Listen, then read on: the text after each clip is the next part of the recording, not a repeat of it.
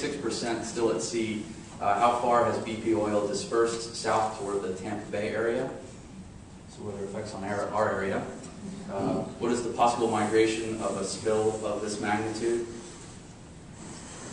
When you measure current, when you measure currents and wind effects on dispersed oil, what were the effects also of the tides? And how did, I know I got stuck with questions, I have lots of them. How does the subsurface oil interact with the loop currents and the Gulf Stream, and is the current intact right now? And is there a long-term threat to the west central coast of Florida, Pasco, Hernando, Citrus, Levy counties, the Chassahowitzky National Wildlife Refuge, and also what would be the effect maybe on the bait shrimp industry because of that, in that area?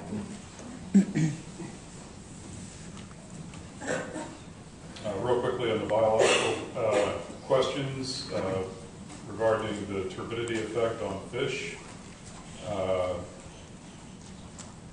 Turbidity itself is just suspended material in the water, and again, it's going to have a toxic effect in some cases. There's no direct attraction to turbidity or away from it in that type of open water ecosystem. A lot of this is very poorly lit depths. Depths are so deep, there's not a lot of sunlight to begin with. So that the fact that the particles are going to neither attract nor repel necessarily animals based on behavior responses like that. Bait shrimp industry, we're going to have to wait and see. There's no indication at this point of any damage to the Gulf communities in the eastern part of the Gulf, off of our coast. No evidence whatsoever, but again, we'll have to wait a couple of years to really understand that outcome. So let me begin with the big question first, the loop current. And I'll admit that I'm the little boy who cried wolf. And I've been fretting about the loop current now for a long time, beginning with VSAIL 181 when that was being discussed probably about 6 years ago. Florida was very lucky. The loop current is always in the Gulf of Mexico. The only issue is how far north it extends. That's variable. Typically, it can extend way up to where the wellhead is.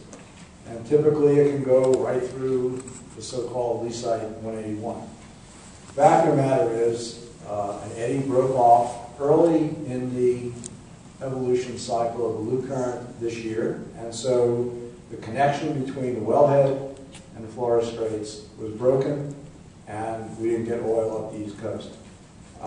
So we were very fortunate.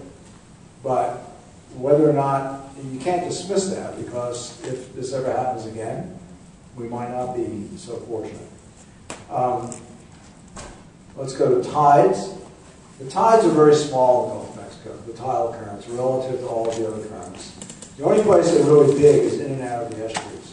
So where you have constricted water motion, the speed gets very large. And we really weren't tested on that because we didn't have oil in close proximity to our major estuaries. And that's something that we need to be concerned about going forward.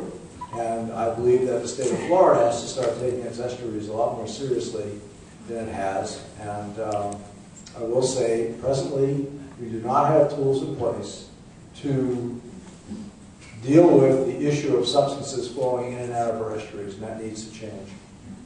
What else did I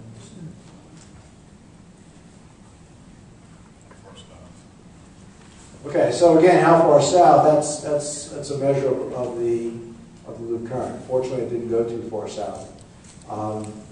There might be some subsurface oil that has gone a little bit farther south than we know, but until we start sampling, we're just not going to know.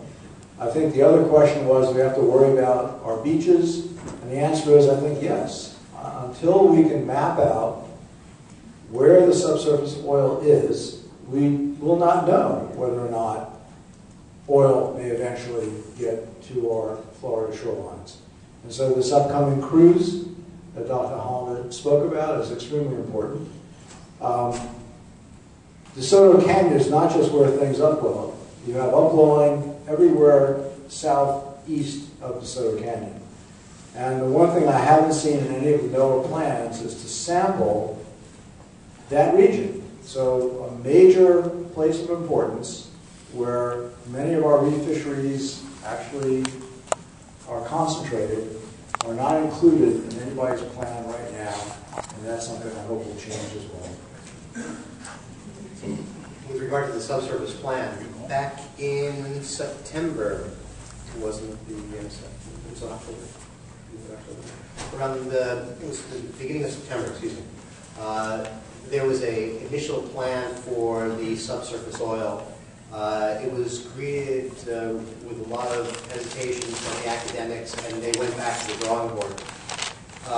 We are now 3 months later, and we are still without a plan from the federal government for addressing the subsurface oil.